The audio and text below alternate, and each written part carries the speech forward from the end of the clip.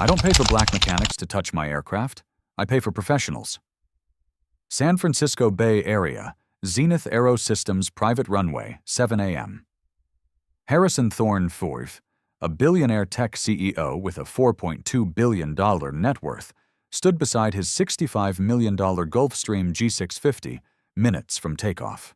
Maya Sterling, the only black woman mechanic in the 129-person facility, found a critical engine fault. The compressor was failing. The jet would explode. Harrison grabbed her tablet, called her a diversity hire, and ordered her removed from his aircraft. He started takeoff anyway. 30 seconds later, boom. The compressor exploded on the runway. Black smoke everywhere, emergency sirens. Harrison stumbled out, shaking, barely escaping death. Maya Sterling had just saved a billionaire's life, the same man who publicly humiliated her moments before. When everyone saw the explosion, when they realized Maya's warning could have prevented it, Maya didn't just accept an apology. What she did next left Harrison Thorne speechless in front of 50 witnesses. Keep watching. Let's rewind.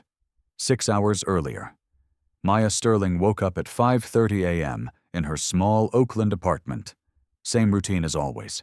Black coffee, work boots, navy blue coveralls with her name embroidered on the chest. She'd been at Zenith Aero for 6 months, the only black woman in a facility of 129 employees. Most days she felt invisible. Other days she felt like everyone was watching. Today would be different. She just didn't know it yet. Zenith Aero sat on the edge of Silicon Valley Executive Airport. Private jets only. Billionaires, tech CEOs, venture capitalists, the kind of people who spent more on a single flight than most families earned in a year. The company specialized in maintenance for the ultra-wealthy. Gulfstreams, Bombardiers, Citation X jets. If it cost over $20 million, Zenith touched it.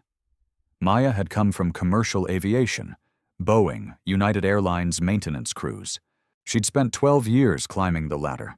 MIT degree in aerospace engineering, published thesis on turbofan efficiency. None of it mattered when promotion time came around. White men with half her qualifications moved up. She stayed in analysis doing the work, getting none of the credit. So she left. Thought private aviation might be different, thought hands-on work would speak for itself. She was wrong. At Zenith, she got the grunt work, pre-flight inspections, basic maintenance, oil changes, and tire pressure checks.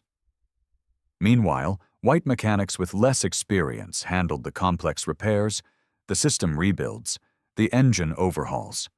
Her supervisor, Marcus Vance, made it clear from day one.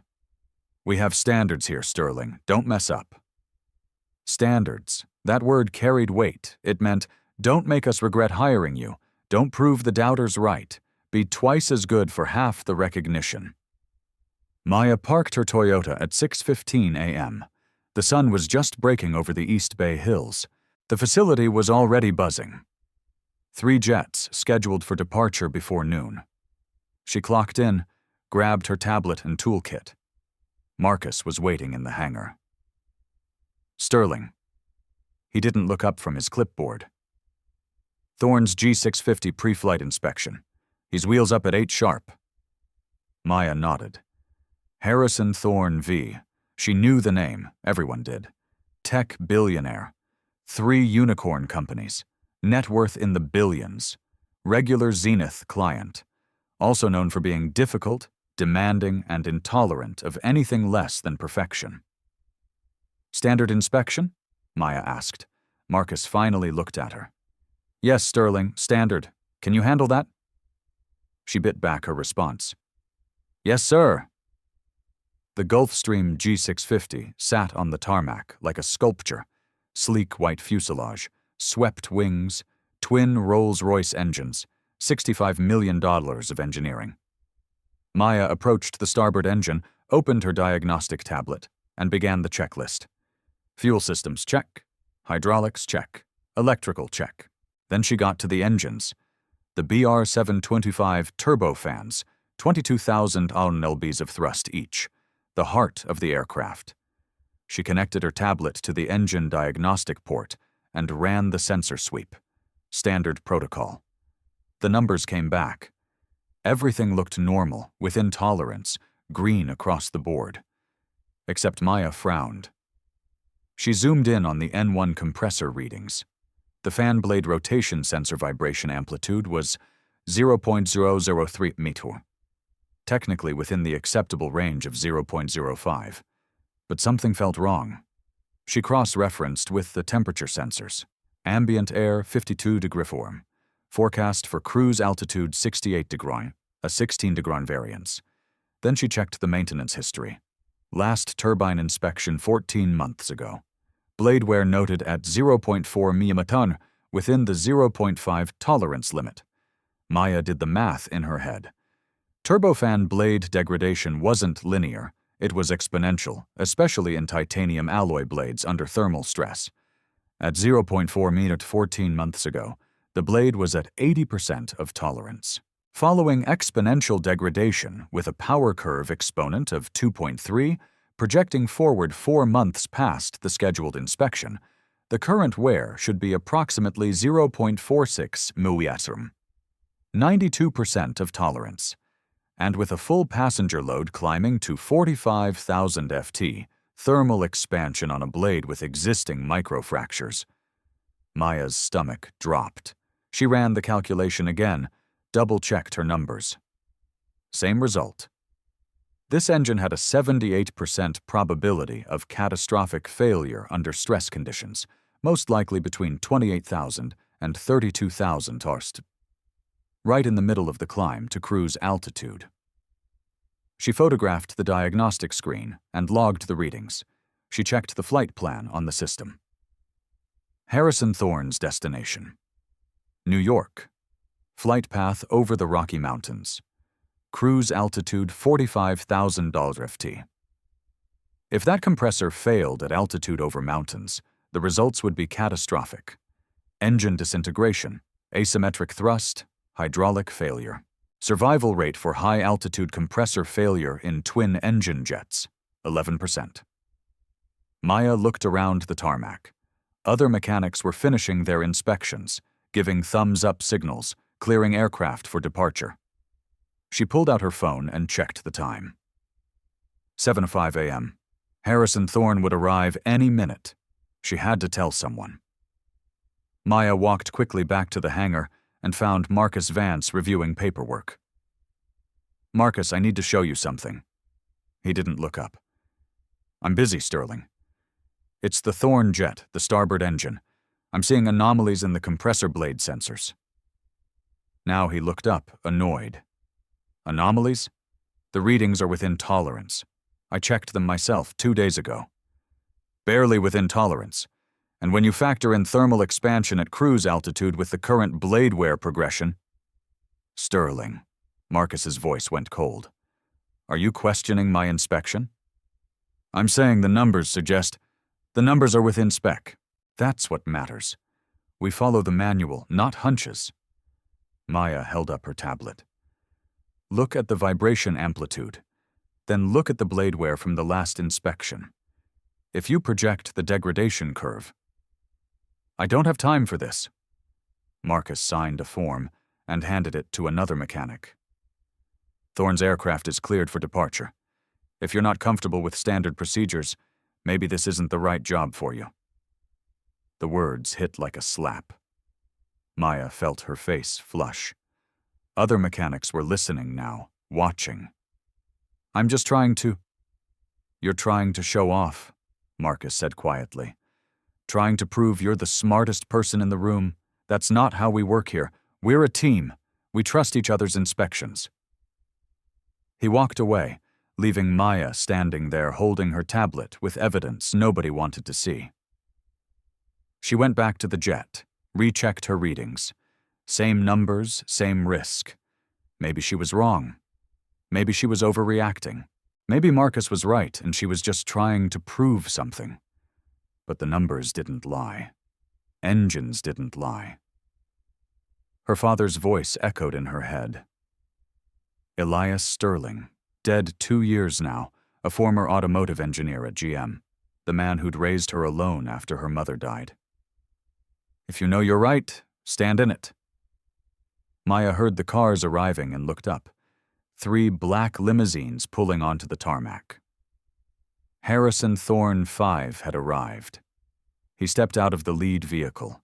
Tall, mid-50s, expensive suit, confident walk. The walk of a man who'd never been told no.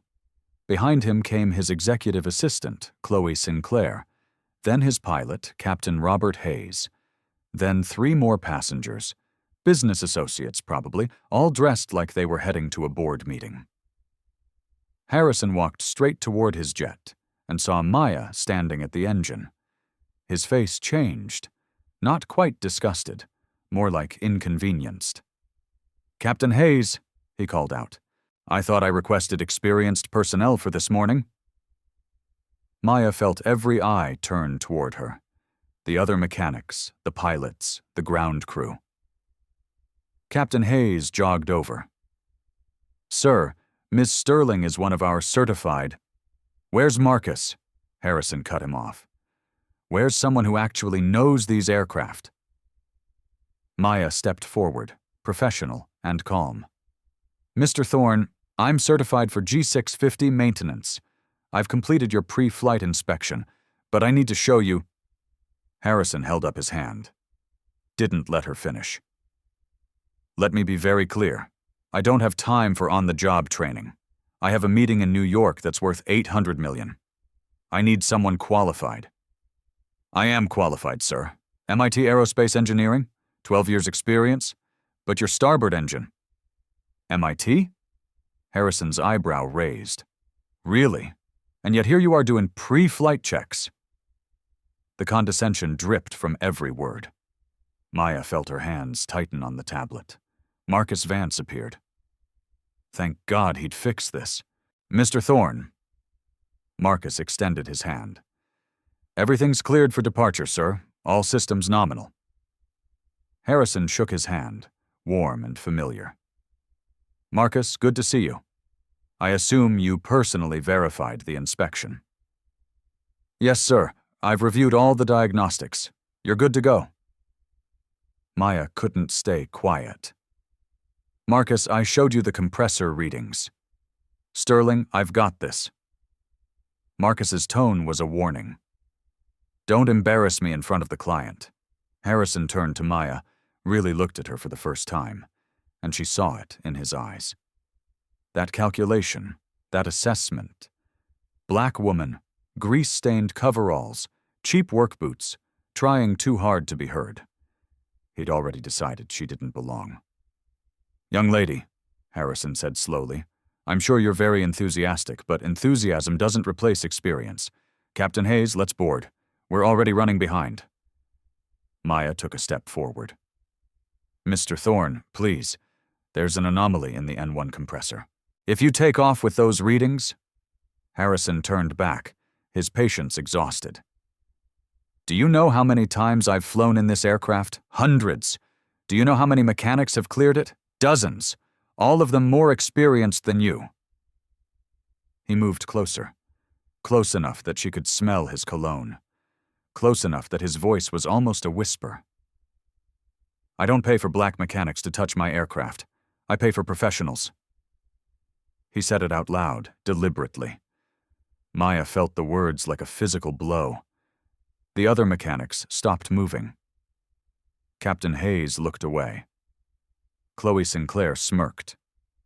Harrison walked toward the jet stairs. "Marcus, I want her removed from my account permanently. No diversity hires on my aircraft going forward. Is that clear?" "Crystal clear, Mr. Thorne." Harrison climbed the stairs and disappeared into the cabin. His passengers followed. Marcus grabbed Maya's tablet, didn't look at her, just took it, logged the final clearance himself, and gave the thumbs up to Captain Hayes. The engine started to spool up, that distinctive whine of the BR-725 turbofans building power. Maya stood there alone, while 6 mechanics busied themselves with other tasks, while the jet she'd just flagged as unsafe began to taxi. She pulled out her phone, took photos of the engine, and documented everything. If this went wrong, she'd need proof. Proof she'd tried. Proof they'd ignored her. The Gulfstream turned onto the runway. Captain Hayes ran through his pre-takeoff checklist. Harrison Thorne sat in his leather seat, probably reviewing documents for his $800 million meeting. Maya watched from the tarmac, helpless, angry, afraid. The jet began its takeoff roll, accelerating faster, 40 knots, 60 knots, 80 knots. And then, if you've ever had to choose between keeping quiet and speaking truth to power, drop a comment below. Because what happens in the next 60 seconds is going to change everything. Hit that subscribe button. You're not going to want to miss what comes next. To understand what happened next, you need to understand who Maya Sterling really was.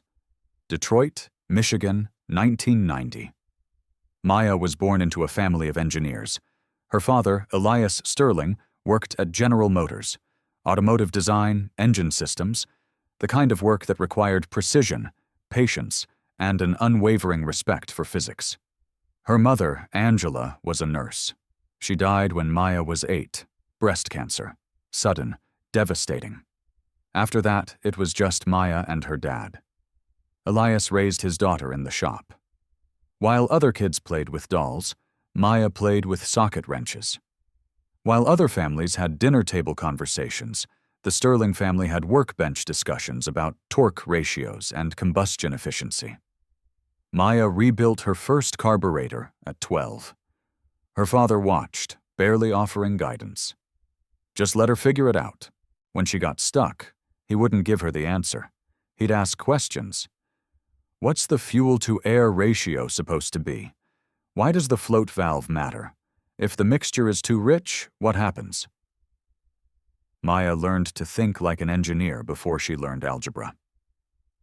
At 15, she diagnosed a transmission problem that had stumped her father's entire team at GM, a subtle issue with the valve body that was causing intermittent shifting problems. She found it by listening, by paying attention to patterns others dismissed as noise. Her father was proud, but he was also realistic. "You're smarter than most people I work with," he told her one night in the garage. "You're going to be better than me someday, but baby, you need to understand something. You're going to have to be twice as good to get half the credit." Maya didn't understand then. She was 15. She thought talent was enough. "Why?" she asked. Elias wiped his hands on a rag and looked at his daughter. "Because you're black and you're a woman, and the world's going to make assumptions about you before you ever open your mouth. So, when you do open your mouth, make damn sure you're right." Maya got a full scholarship to MIT Aerospace Engineering. She was one of 3 black students in her program, one of 8 women in a class of 90. She excelled. Top of her class in propulsion systems. Her thesis on turbofan efficiency optimization got published in a major engineering journal. Professors called her brilliant. Recruiters circled. Boeing hired her straight out of school. Engine analysis division. Dream job. Maya thought she'd made it. For the first year, everything was exciting. She was solving real problems, contributing to aircraft that carried millions of passengers, making aviation safer. Then she started noticing patterns. Her analyses were solid. Her recommendations were sound. But credit went elsewhere. Her white male colleagues presented her work in meetings, got promotions, got raises. Maya kept her head down, worked harder, published more, took on extra projects. Surely excellence would speak for itself. After 8 years at Boeing, she was still in the same position. Analysts with half her experience were managing teams, her own teams, technically. She'd trained them, mentored them, did their work when they struggled, then watched them get promoted over her. The breaking point came on a Tuesday. Maya had spent 6 months developing a new diagnostic protocol for engine blade inspection. Comprehensive, revolutionary, It could save millions in maintenance costs and prevent failures. Her supervisor, a man named Richard, presented it to senior leadership, put his name on it, got a $20,000 bonus and a promotion to senior engineer. Maya asked why her name wasn't on the presentation. "You're part of the team, Maya," Richard said. "We all contributed." She left Boeing 3 months later, moved to commercial aviation maintenance at United Airlines. Thought hands-on work would be different. Thought demonstrating competence with her hands would matter more than navigating office politics. It was different. It was also the same. The best assignments went to the guys, the complex repairs, the interesting problems. Maya got routine maintenance. She was good at it, great at it, but she wasn't challenged. Her father got sick around that time. Pancreatic cancer, stage 4, 6 months from diagnosis to death. Maya took leave, spent every day with him. In those final weeks, they talked about everything. Life, regret, pride. "Did I do the right thing?" Maya asked one afternoon. "Leaving Boeing? Starting over?" Elias was thin by then, weak, but his eyes were still sharp. "You stood in your truth. That's always right. But I'm not where I should be. I'm better than this." "You are better than this," her father agreed. "But the world's going to try to make you small every single day. You can't control that. What you can control is whether you let it work." He paused, took a labored breath. Competence speaks louder than comfort. Remember that. People choose comfort over truth every time. They'll trust someone who looks right over someone who is right. But engines, physics, math, they don't care about comfort. They only care about truth. Maya held his hand. "So what do I do?" "You keep being excellent. You keep being right. And when they tell you you're wrong, when they dismiss you, ignore you, humiliate you, you stand in it anyway because eventually reality catches up. And when it does, they'll have to face what they refuse to see." Elias Sterling died 2 days later. His last words to Maya: "Don't let them make you small." Maya moved to private aviation 6 months after her father's funeral. Zenith Aero Systems, fresh start, new environment. Maybe this time would be different. It wasn't. But standing on that tarmac, watching Harrison Thorne's jet accelerate down the runway, Maya heard her father's voice. Competence speaks louder than comfort. The numbers were clear. The engine was failing, and she'd tried everything to stop it. Now all she could do was watch. The Gulfstream G650 hit 80 knots, 90, 100. Captain Hayes was approaching V1. Decision speed, the point of no return. After V1, you're committed to takeoff, no matter what. Maya watched from beside the hangar, her heart pounding, the starboard engine screaming as it spooled to full power. She saw it before she heard it. A shudder. Slight, almost imperceptible, the kind of vibration only someone looking for it would notice. Then the sound. Not an explosion, not yet. A change in pitch. The engine's whine went higher, sharper. Wrong. Captain Hayes noticed, too. Maya saw him glance at his instruments, saw his hand move toward the throttle. Then it happened. Bang! The compressor stalled. Stage 3 blade failure. Catastrophic. Instantaneous. Black smoke poured from the starboard engine. The jet lurched right. Asymmetric thrust. Captain Hayes slammed the brakes. Full reverse thrust on the port engine. The jet decelerated hard, rubber screaming. Smoke from both the engine and the tires. Now emergency alarms blared across the airport. Fire trucks roared to life. Ambulances activated. The Gulfstream stopped 200 FT from the runway's end. Emergency evacuation slide deployed. Harrison Thorne stumbled out first, face white. His assistant followed, then the other passengers. Captain Hayes was last, helping evacuate, professional even in crisis. Foam trucks surrounded the smoking engine, crews doused it in suppressant. Protocol for engine fire on the ground. Maya stood frozen.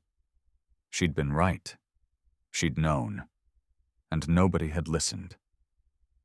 She should feel vindicated. Instead, she felt sick. Within minutes, the tarmac filled with people. Mechanics, ground crew, pilots, management, other clients who'd been waiting for departures, and Harrison Thorne storming toward the hangar like a hurricane.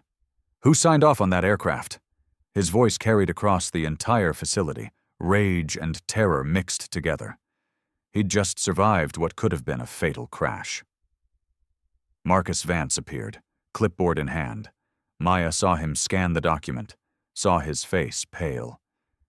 "Sir, the pre-flight inspection was completed by—" He looked up, found Maya standing near the hangar. "Sterling." Every head turned, 30 people, 40, 50, all looking at Maya. Harrison's eyes locked onto her. Recognition, then fury. "You!" He marched toward her. "You cleared that aircraft, you?" Maya stepped forward, tried to keep her voice steady. "Mr. Thorne, I tried to warn you. I found the compressor anomaly during inspection. I reported it to my supervisor." "You cleared it!" Harrison was shouting now, full volume. "You signed off. You could have killed me, killed everyone on that plane." "I didn't clear it, sir. I flagged the issue. Mr. Vance overrode—" Harrison wasn't listening. "This is your fault. Your incompetence almost murdered 8 people." Maya felt the accusation like a physical weight. The crowd pressed closer, watching, judging. Some looked sympathetic. Most looked uncertain. Arthur Montgomery arrived, Director of Operations, Zenith's number 2. "Mr. Thorne, please, let's discuss this inside." "I want her fired," Harrison pointed at Maya immediately. "No severance, no reference, and I want everyone here to know that Zenith's diversity initiative almost killed me." The words hung in the air. Diversity initiative. Said like it was dirty. Like Maya was here because of charity, not competence. Marcus Vance held up the inspection log. "Sir, according to the paperwork, Sterling completed the inspection and gave the all-clear. I countersigned based on her report." "That's not true," Maya interrupted. "I showed you the diagnostic readings. I specifically told you the compressor had—" "Sterling, I don't know what you think you saw," Marcus said carefully, "but the readings were within tolerance. You cleared the aircraft. I verified your work." He was lying, covering himself, rewriting history in real time. Maya pulled out her phone. "I have photos, timestamps, the diagnostic readings I showed you." "Enough." Arthur Montgomery held up his hands. "This is not the time or place. Mr. Thorne, I assure you we'll conduct a full investigation." "Investigation?" Harrison's laugh was bitter. "I can tell you right now what happened. You hired someone unqualified. You let political correctness override safety, and I almost died because of it." He turned to the crowd, making sure everyone heard. "I've been a client here for 6 years. Never had a single issue. Then Zenith decides to diversify, and suddenly my jet explodes on the runway. That's not coincidence." Maya wanted to scream, wanted to show everyone her tablet, her photos, the evidence. But who would believe her? A black woman with 6 months at the company versus Marcus Vance, a senior mechanic with 15 years of service, versus Harrison Thorne, a billionaire client. She was about to be scapegoated, fired, blacklisted, and there was nothing she could do about it. Then she heard the car, a black Mercedes, vintage, immaculate, pulling up to the edge of the tarmac. An older man stepped out, 70 maybe, distinguished gray hair, dark suit, military bearing. He moved slowly but deliberately, the kind of presence that makes people quiet down. Maya didn't recognize him, but clearly others did. Marcus straightened. Arthur Montgomery looked nervous. The man approached the smoking engine, surveyed it from a distance, then turned toward the crowd. "Before everyone starts assigning blame," he said, voice carrying easily despite not shouting, "has anyone actually examined the failure point?" Harrison Thorne stepped forward. "And you are?" The man extended his hand. General Julian Ashford, retired Air Force propulsion engineer, currently senior technical consultant for the FAA. I was scheduled for a routine facility inspection this morning. Seems I arrived at an interesting time. General Julian Ashford. The name meant something. Maya saw recognition ripple through the mechanics. The FAA's unofficial final word on engine failures. The man who'd investigated over 200 aircraft incidents. If there was someone in private aviation who everyone trusted, it was General Ashford. Harrison shook his hand, some of his bluster fading.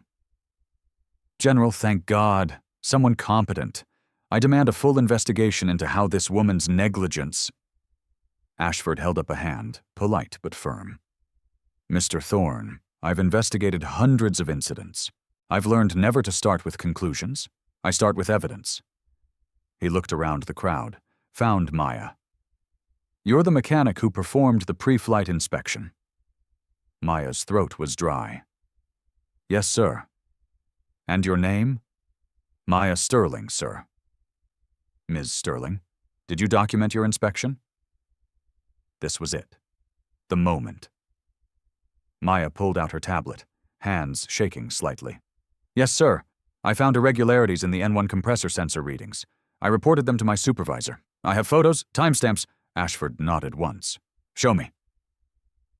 General Ashford took Maya's tablet.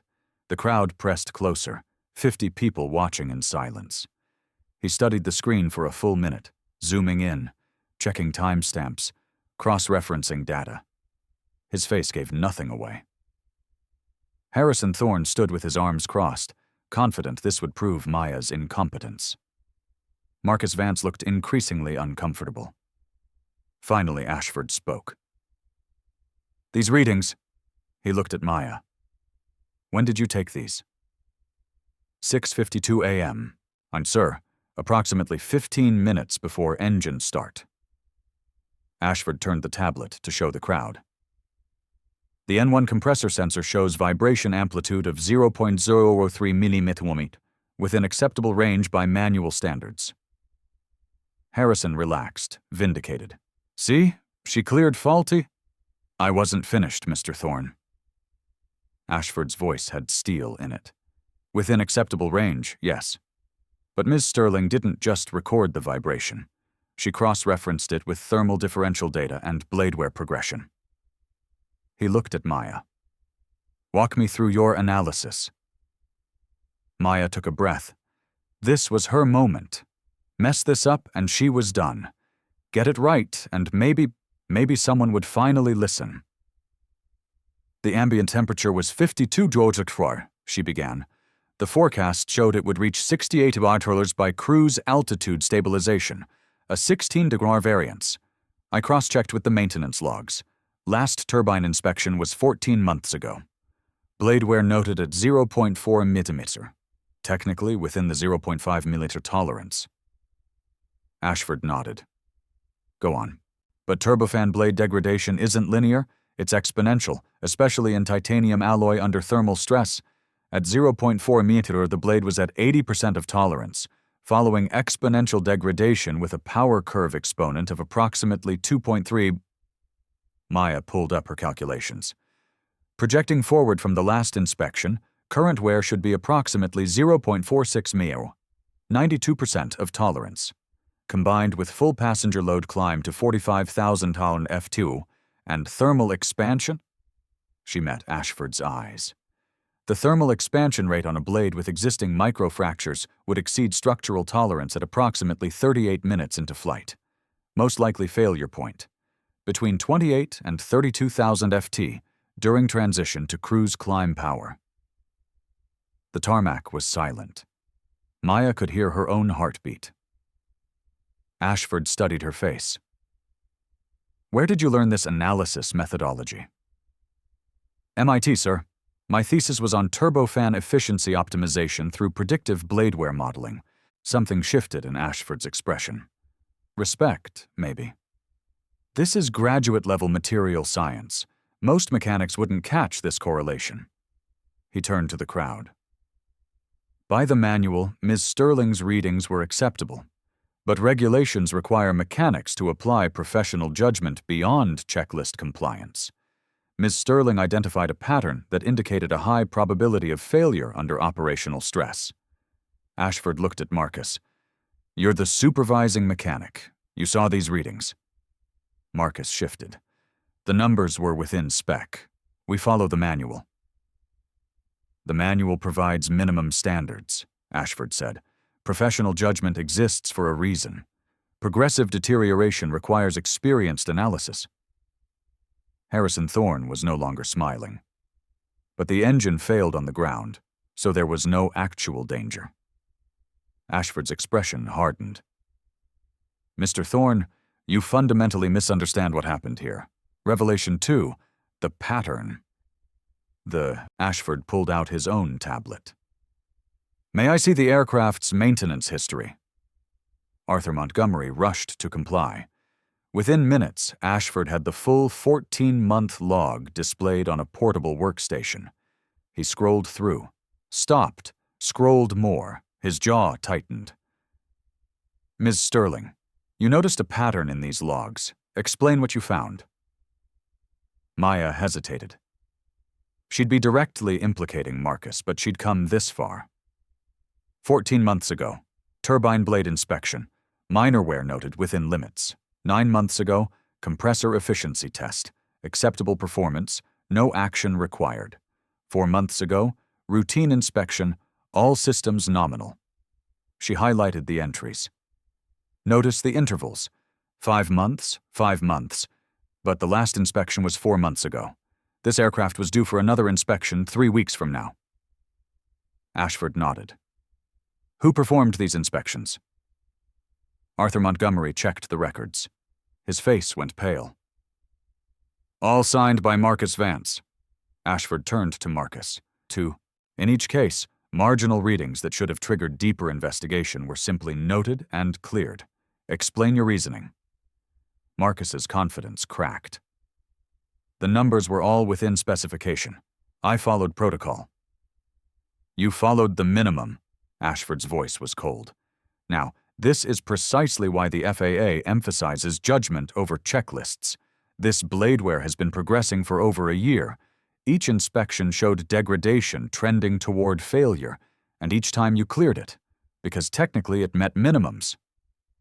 Maya spoke up, emboldened. "If you look at the bladeware from 14 months ago, 0.4 millimeters, that's 80% of tolerance. But blade degradation accelerates. It's not linear." She pulled up her graph, the predictive curve she'd calculated. "Exponential degradation for titanium alloy under these operating conditions follows a power curve. My sensor readings this morning showed vibration patterns consistent with 0.45 to 0.46 nm actual wear." Ashford studied the graph, looked at Maya with something approaching admiration. "You calculated this curve yourself?" "Yes, sir. Based on published data on BR-725 turbofan blade fatigue under operational stress." Ashford turned to the crowd, made sure everyone was listening. "What Ms. Sterling did this morning is exactly what aviation safety requires. She didn't just follow a checklist. She analyzed trends. She applied material science. She made a professional judgment call based on evidence." He looked directly at Harrison. "And she was ignored, dismissed, and humiliated because her analysis challenged assumptions."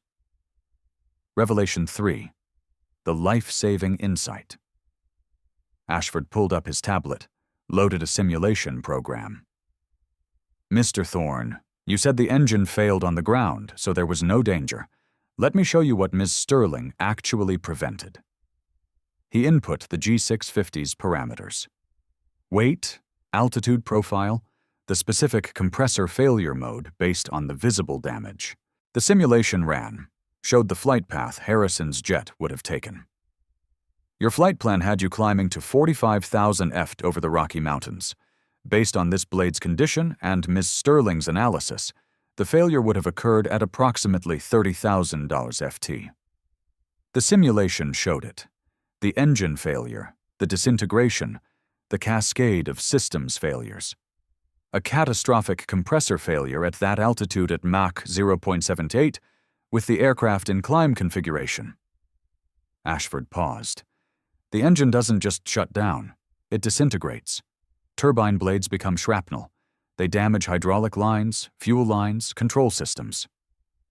The simulation showed the aircraft entering an uncontrollable yaw, then a spiral.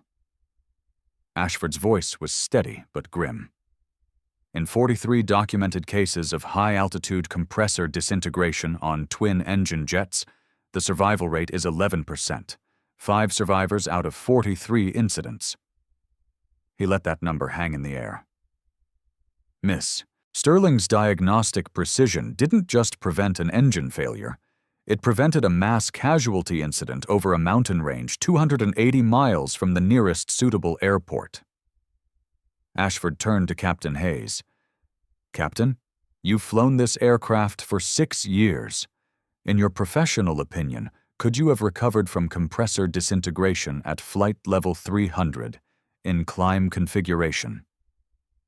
Captain Hayes' voice was quiet. No, sir. Not with the damage profile you described. Ashford looked at Harrison Thorne. Really looked at him. You had 8 people on that aircraft. Your executive assistant, your pilot, co-pilot, 2 flight attendants, 3 passengers. Ms. Sterling saved all of them. Harrison stood very still, processing. The color had drained from his face. Ashford continued, voice harder now. This morning, a highly qualified engineer identified a life-threatening defect. She attempted to communicate that defect through proper channels. She was dismissed, ignored, and humiliated. He gestured to the crowd. Not because her analysis was wrong, not because her methodology was flawed, but because people couldn't see past their assumptions about who she was. Ashford looked directly at Harrison. You told her she learned about jets from YouTube. That woman has more aerospace expertise in her smallest finger than most people accumulate in a lifetime. MIT degree, published researcher, 12 years experience, and you dismissed her in 30 seconds because she didn't look like what you expected an expert to look like. The tarmac was silent. Nobody moved. Nobody spoke. Ashford turned to Arthur Montgomery. I'm issuing immediate ground orders for 3 additional aircraft in your fleet. Ms. Sterling identified a systemic issue with Mr. Vance's inspection protocol. Every aircraft he's cleared in the past 18 months needs a full turbine inspection before the next flight. He looked at Marcus. Your inspection authority is suspended pending FAA review. You'll be notified of the hearing date. Marcus's face went red, then white. His career was over. Ashford extended his hand to Maya. Outstanding work, Ms. Sterling. Textbook safety analysis. Your methodology should be taught. Maya shook his hand, felt tears threatening, but held them back. Then something unexpected happened. Someone in the crowd started clapping. A younger mechanic, then another, then more. The applause spread. Not everyone, but enough. The people who understood what had just happened, who saw Maya's competence finally, undeniably recognized. Harrison Thorne stood in the center of it all, speechless, his entire worldview cracking. If this story is giving you chills, hit that subscribe button right now because the justice that came next, when Maya finally got to speak her mind, was even more satisfying. But first, let's see exactly what that engine failure revealed. General Ashford wasn't finished. I need that engine open for inspection now. Within 30 minutes, maintenance crews had removed the starboard engine cowling. The compressor section lay exposed, stage 3 blades visible under the harsh California sun. Ashford pulled on inspection gloves, used a bore scope camera. The images displayed on a portable screen for everyone to see. There, blade number 8, catastrophically fractured. The break was clean, sudden, complete. But that wasn't what made the crowd murmur. Blades number 9 and 10, adjacent to the failure point, showed clear fatigue cracks visible even to untrained eyes. beach marks on the fracture surface, each one representing a cycle of stress. Progressive failure over hundreds of flights. Ashford photographed everything, called over a neutral maintenance technician from another crew. Measure blade number 9, wear depth. The technician used a precision caliper, read the measurement twice. 0.46 mm, sir. Exactly what Maya had predicted. Ashford examined the fracture pattern under magnification. Classic high cycle fatigue failure, progressive cracking over months. You can count the beach marks. I see approximately 600 to 680 stress cycles of progressive growth. He pulled up the aircraft's flight logs on his tablet, cross-referenced. This aircraft has flown 682 cycles since the last turbine inspection 14 months ago. The math was perfect, the evidence undeniable. Maya's analysis hadn't just been correct, it had been forensically precise. Ashford straightened, addressed the assembled crowd. In 40 years of aviation safety investigation, I've seen this pattern repeatedly. Competent warnings dismissed because they came from unexpected sources, and every single time the fundamentals get forgotten. He paused. We don't evaluate aircraft safety based on who raises the concern. We evaluate it based on the evidence. Ms. Sterling provided textbook diagnostic analysis. Her methodology was sound. Her calculations were precise. Her professional judgment was exactly what regulations require. Ashford pulled out his phone, made a call. This is General Ashford. I need to file a formal incident report with the FAA. Aircraft registration number. He read off the G650's tail number. Catastrophic engine failure prevented by pre-flight inspection. I'll have the full documentation within the hour. He hung up, looked at Arthur Montgomery. Zenith will face regulatory review. I'm also recommending a full audit of Mr. Vance's inspection history for the past 18 months. Then Ashford did something Maya didn't expect. He pulled up Marcus's inspection records on the facility computer, started going through them methodically, other aircraft, other clients, 15 inspections over 18 months. A pattern emerged quickly.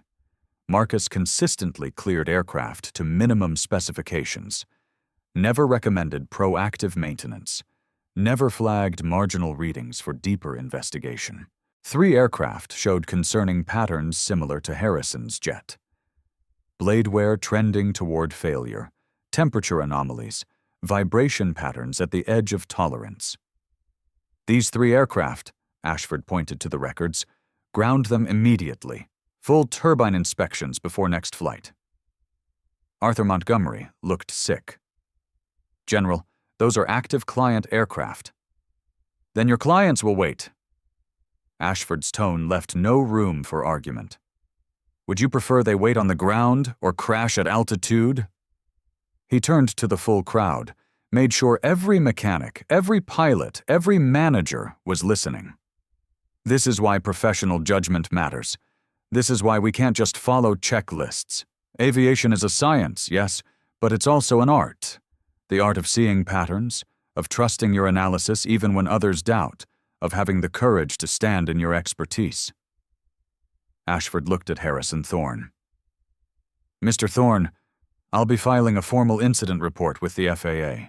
It will note that catastrophic failure was prevented by diligent pre-flight analysis performed by the assigned mechanic.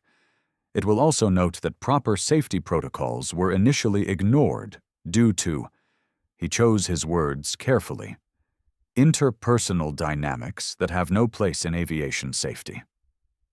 Harrison's face was unreadable. Shame, anger, fear, all mixed together. Ashford continued, The FAA takes these matters very seriously.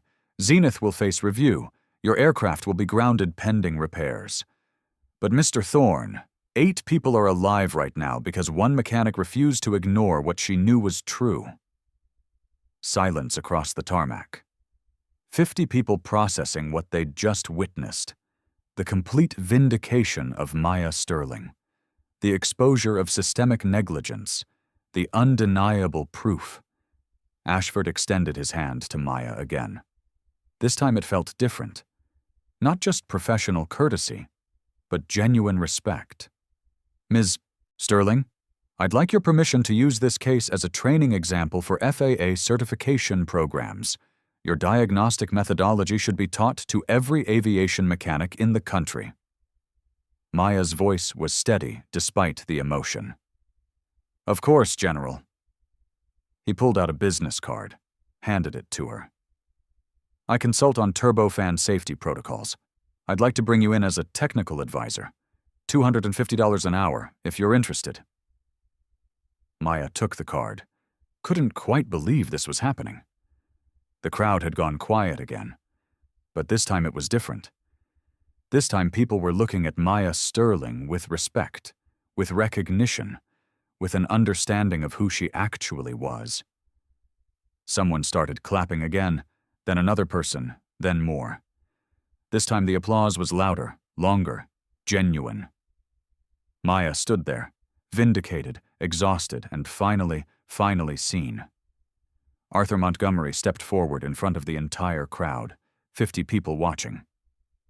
Ms. Sterling, his voice carried across the tarmac.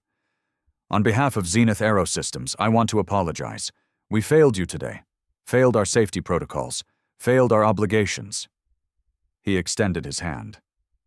I'd like to offer you the position of Director of Safety Operations, effective immediately, salary of $135,000 plus performance bonuses, full authority over all pre-flight inspections and maintenance protocols.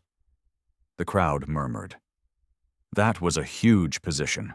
Senior leadership, real power. Maya looked at his hand, didn't take it.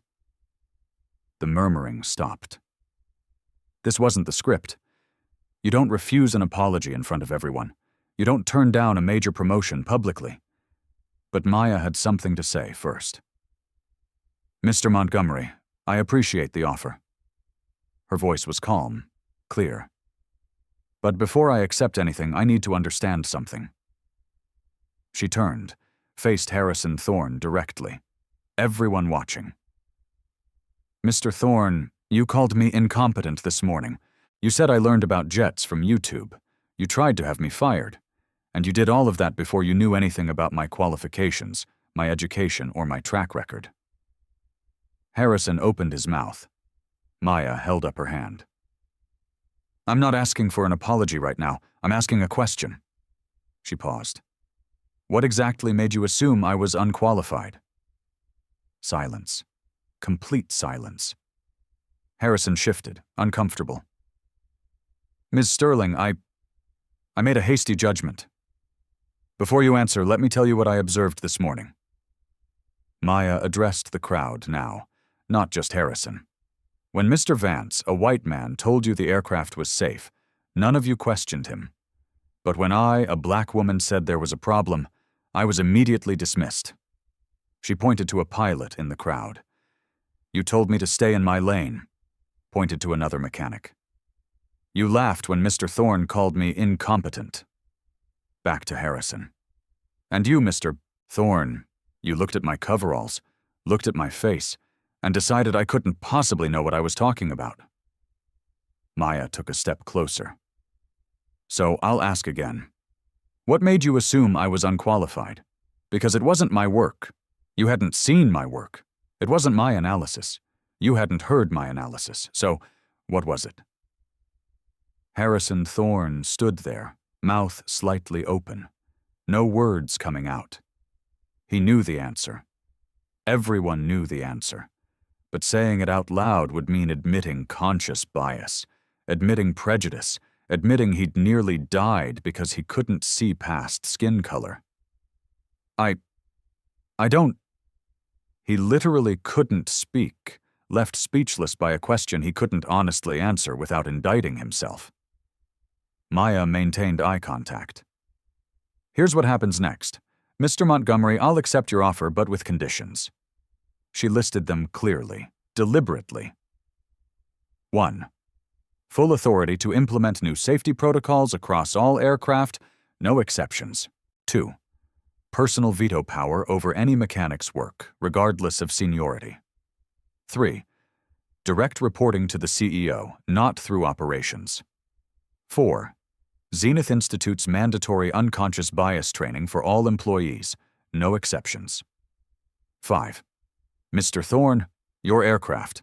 I'm the only mechanic who touches it from now on. You will personally sign off on my work before every flight, and every time you sign, you'll remember this moment. Arthur Montgomery looked stunned. Ms. Sterling, those are substantial demands. They're non-negotiable. Maya's voice was steel. You want the best safety record in private aviation? You need me, but you need me on terms that ensure this never happens to anyone else. General Ashford, standing to the side, had the hint of a smile. I believe the lady has made her position clear. All eyes turned to Harrison Thorne, the billionaire who controlled millions in contracts, the man who could destroy Zenith with one phone call. He tried to speak, stopped, tried again. You're right. His voice was barely above a whisper. About all of it. The crowd leaned in. Nobody expected this. Harrison gained strength, still humbled, but finding his footing. Miss Sterling, I judged you based on assumptions that have no place in aviation or anywhere else. He struggled with the next words. I looked at you and saw what I expected to see, not what was actually there. A highly qualified engineer, someone who saved my life. The crowd was completely silent. This was not the Harrison Thorne they knew. Your terms are fair, more than fair. I accept them, all of them. He pulled out his phone right there, called his assistant. Chloe, draft an agreement. Ms. Maya Sterling has full mechanical authority over my aircraft. I sign off on every inspection she performs. Make it legally binding. Hung up. Looked at Arthur Montgomery. Whatever she's asking for, salary, authority, conditions, give it to her. Consider it a requirement of keeping my business. Then Harrison did something unexpected. Extended his hand to Maya, not as charity, but as an equal. Thank you for your professionalism, and for not giving up when everyone told you to. They shook hands. Someone photographed the moment. That photo would be everywhere by tomorrow. Arthur Montgomery moved quickly, empowered by Harrison's acceptance. Mr. Vance, you're terminated effective immediately. Security will escort you off premises. Your FAA certification suspension will be processed by the end of the week. Marcus's face went through stages. Red, white, gray. His career was over. 15 years gone. Was it harsh? Maybe. But Marcus had consistently chosen convenience over safety, had dismissed concerns from junior mechanics, had created a culture where following minimums mattered more than preventing disasters. Within 24 hours, Zenith announced company-wide changes. Maya Sterling, Director of Safety Operations, direct report to CEO, full authority over all maintenance protocols. New policy. All safety concerns escalated immediately. Source doesn't matter. Evidence does. Mandatory bias training for every employee starting next week. Third-party audit of every aircraft Marcus Vance had cleared in the past 18 months. That afternoon, Harrison returned, asked to speak with Maya privately in her new office. Yes, she had an office now. He sat across from her. I need you to understand something, Harrison said. This morning I didn't just disrespect you. I endangered 8 lives because I couldn't see past my own prejudices. He pulled out his checkbook. I'm establishing a $2 million scholarship fund for underrepresented minorities in aerospace engineering. It'll be named after you, the Maya Sterling Aerospace Scholarship. But I want you to control it. You choose the recipients. Maya was surprised. Mr. Thorne, I didn't ask. I know. That's why I'm offering. You stood up there and demanded systemic change, not personal compensation. That's leadership. The story went viral. Someone had recorded Maya's confrontation. 12 million views in 48 hours. Us Maya Sterling trending. Aviation publications ran features. TEDx invited her to speak. 3 major companies offered jobs at $250,000 plus. The FAA cited the incident in new safety culture training, used it as a case study in organizational dynamics affecting safety reporting. Congress invited Maya to testify about diversity in aviation maintenance. 48 private aviation companies nationwide adopted Maya's diagnostic methodology. Zenith faced a $128,000 fine from the FAA and required third-party audits for 24 months, but their safety record became the best in the industry. Client retention? 98%. Maya Sterling became the face of aviation safety, not despite being a black woman, but because her expertise, her methodology, and her courage had been undeniable. 6 months later, Harrison Thorne's Gulfstream G650 sits on the tarmac. Maya Sterling performs the pre-flight inspection, as she has every single time for 6 months. Harrison arrives, watches her work. Every visit, he reviews her findings personally. Every visit, he signs. Today, he asks, "Ms. Sterling, do you ever wonder if that confrontation was too harsh?" Maya closes the engine cowling and wipes her hands. "Mr. Thorne, you asked me what made you assume I was unqualified. You still haven't answered that question out loud." Harrison pauses. "Fear, I think. Fear that everything I believed about merit might be built on invisible advantages I never acknowledged." Maya nods. "That's the first honest thing you've said to me. Keep going with that." She hands him the clipboard. He signs. Not because he has to, but because he knows she's the best. Sometimes the most powerful thing you can do isn't prove you're right. It's make someone face why they assumed you were wrong. If you've ever had to stand your ground like Maya did, drop A in the comments and tell your story. Hit subscribe, because next week we're covering another expert who was underestimated and what happened when they proved everyone wrong. And here's a question. Go back and re-watch the moment at exactly 3 minutes 15 seconds. There's a detail about Maya's analysis that only the sharpest viewers will catch. Did you notice it? Comment below. Remember, the question isn't whether you're qualified. The question is whether others are brave enough to face why they doubted you.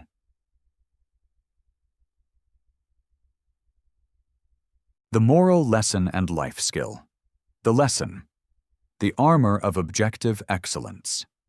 Maya Sterling's story isn't just a tale of justice. It is a masterclass in the power of objective excellence.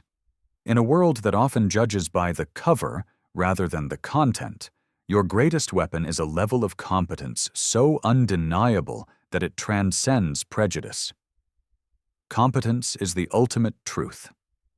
People can argue with your opinion, your appearance, or your background, but they cannot argue with the laws of physics. Maya didn't just have a hunch, she had the math. When you master your craft to a forensic level, you move from asking for a seat at the table to owning the room. The skill of standing in your truth. Maya's father taught her that reality eventually catches up. The life skill here is emotional fortitude. When you are right and others tell you you're wrong, the temptation is to doubt yourself or to shrink. Maya did neither. She documented her evidence, kept her cool, and waited for reality, the engine failure, to prove her point. Never trade your truth for the comfort of others.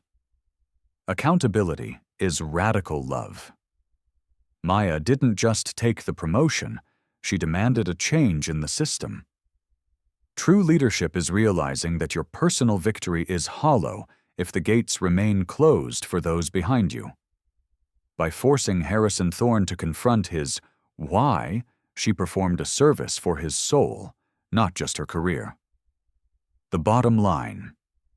Never let someone else's narrow perspective define your potential. Be so good that the world is forced to reconcile its bias with your brilliance. When truth and competence collide with prejudice, truth wins.